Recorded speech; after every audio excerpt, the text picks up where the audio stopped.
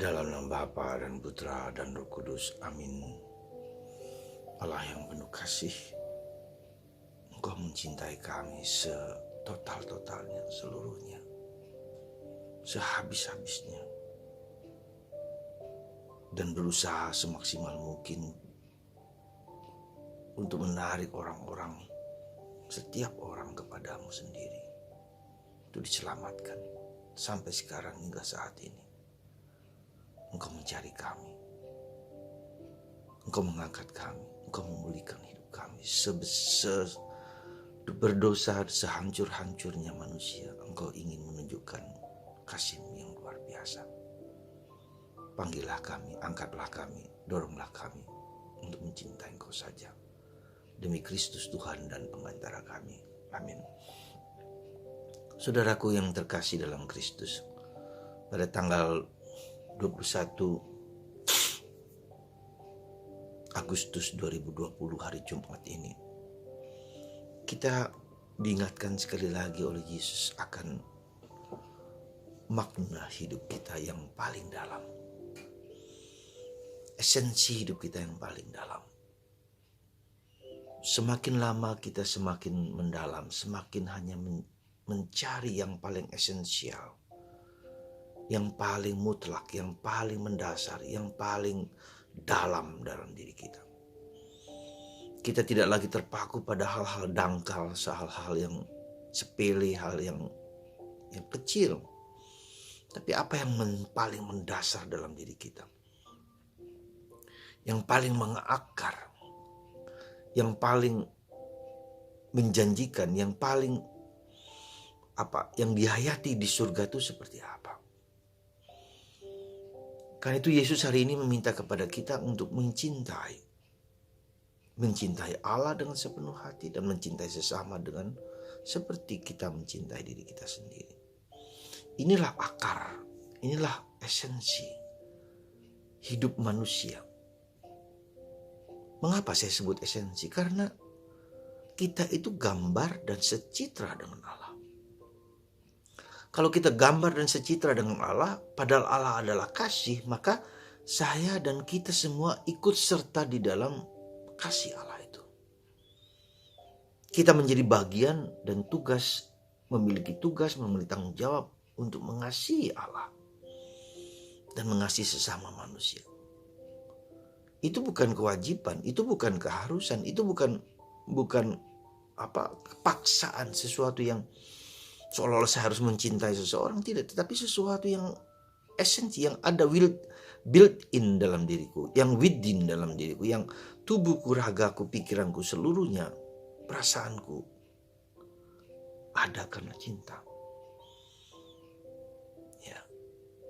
Karena itu saudaraku terkasih dalam Kristus, tujuan akhir dari seluruh proses kita adalah mencintai. Kesempurnaan cinta, the fullness of love, ya, kesempurnaan kasih. Saya masih ingat rumusan dari kaul para Karmelit adalah untuk mencapai kesempurnaan kasih, kesempurnaan cinta. Saya masih ingat judul buku dari Santo Yohanes dari Salib, Dalam Kuasa Cinta. Maka Yohanes Salib mengatakan, di mana tidak ada cinta, berikan cinta. Di mana tidak ada kasih, berikan kasih. Jadi saudaraku yang terkasih, apa yang menggerakkan, mengilhami seseorang? Tidak karena cinta. Dan cinta itu adalah bagian dari Tuhan, adalah diri Tuhan, dan itulah nilai satu-satunya yang dihayati, dilakukan, diterima di surga.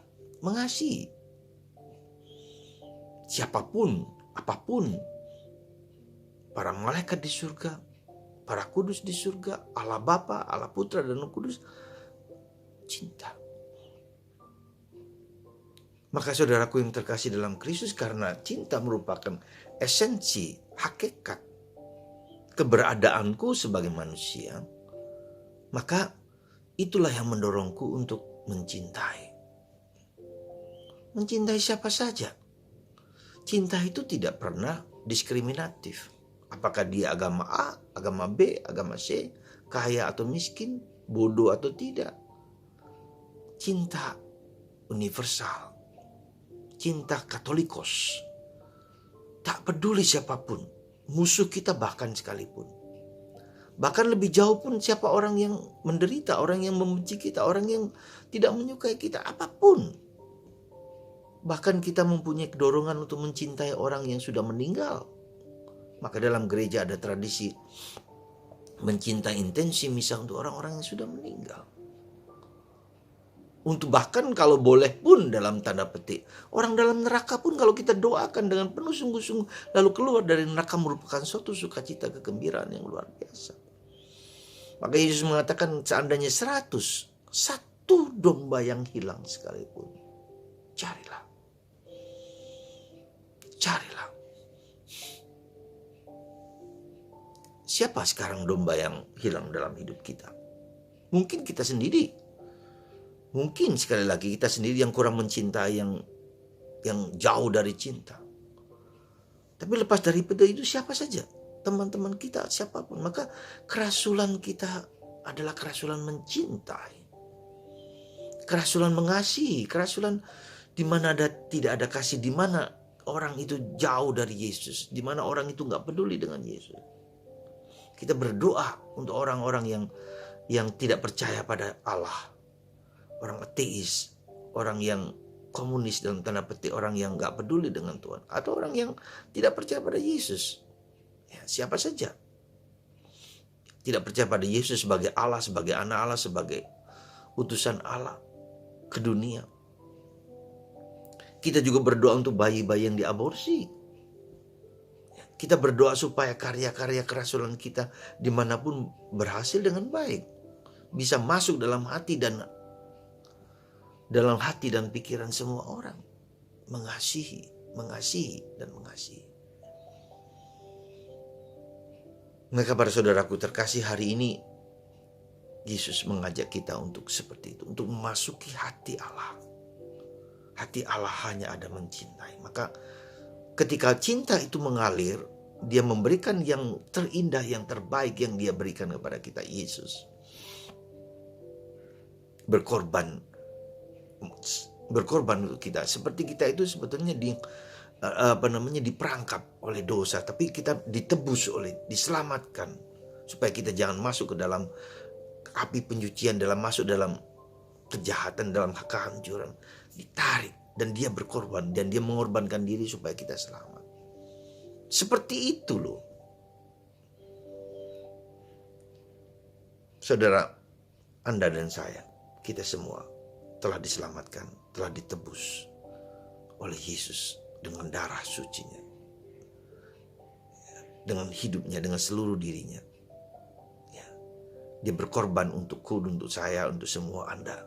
Maka mari kita dengan cinta yang sama, supaya kita bisa membagikan kepada orang lain. Ketika kita mengalami kesulitan dalam mencintai, mari kita mohon rahmat supaya kita memiliki hati berkorban untuk mencintai, untuk mengasihi, untuk menyayangi. Ketika tidak ada cinta di mana suami istri, orang tua dan anak, tetangga, mertua, orang tua. Ketika tidak ada cinta, cintailah. Semoga nilai ini, nilai ilahi, nilai surgawi ini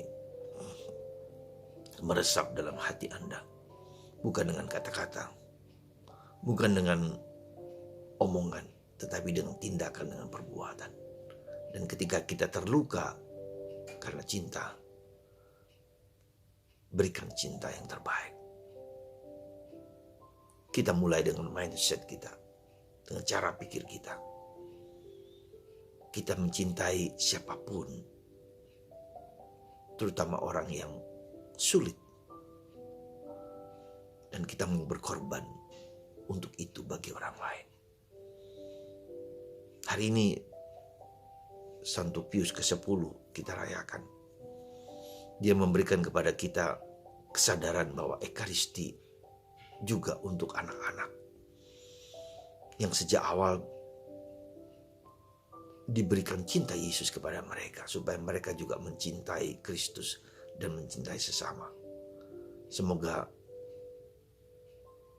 Ekaristi yang menjadi kerinduan hati kita, meskipun sekarang kita hanya menerima komuni batin, tapi percayalah, meski dengan cara demikian, Tuhan tetap mengasihi kita, Tuhan tetap hadir dalam diri kita. Memang dia memberikan kasih yang besar dalam Ekaristi, tetapi tidak terbatas pada pemberian diri yang dibatasi oleh ruang dan waktu, yang dibatasi oleh problem pandemi COVID-19. Tuhan mengatasi segala sesuatu, mengatasi ruang dan waktu untuk Anda yang ada mendengarkan khotbah renungan saya ini. Yakinlah, dengan komuni batin sejauh dan sebisa Anda lakukan, Tuhan tetap hadir, tetap berkarya, tetap tinggal di hati Anda yang lemah, berdosa, dan rapuh.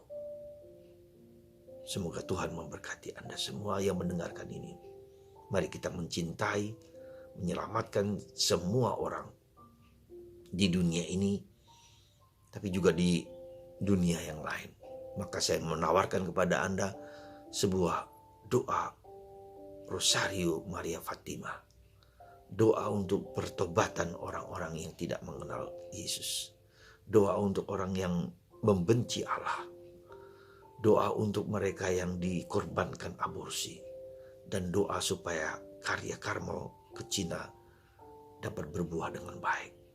Yaitu banyak orang yang mencintai Karmel dan menjadi Karmelit. Supaya nanti mereka sendiri yang akan mewartakan Kristus kepada mereka, kepada umat Allah, terutama di Cina dan negara-negara yang lain. Tuhan memberkati Anda. Semoga Allah Bapa memberkati kita semua dengan kasih yang melimpah dan mengalami kasih Allah yang kuat kuasa. Seperti Santa Teresa kanak-kanak Yesus, aku akan memberikan mawar cinta kepada Anda semua, kepada kita semua, dalam nama Bapa dan Putra dan Roh Kudus. Amin.